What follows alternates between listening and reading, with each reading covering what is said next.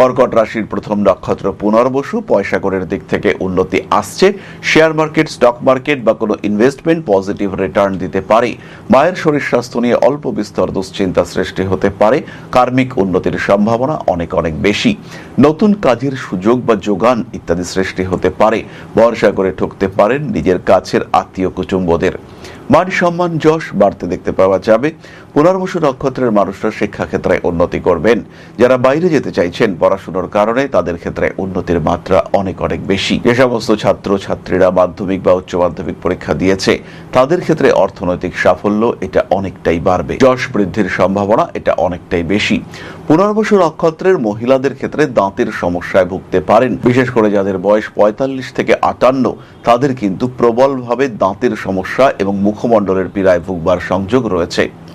পড়াশোনার ক্ষেত্রে উন্নতি করতে পারবেন। এই সমস্ত মানুষরা নতুন ব্যবসা শুরু করতে পারেন।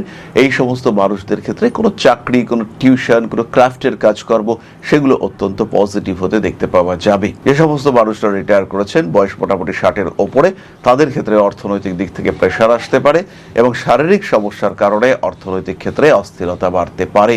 নান্দনিক কাজকর্মের ক্ষেত্রে আরেকটু সচেতন হতে হবে।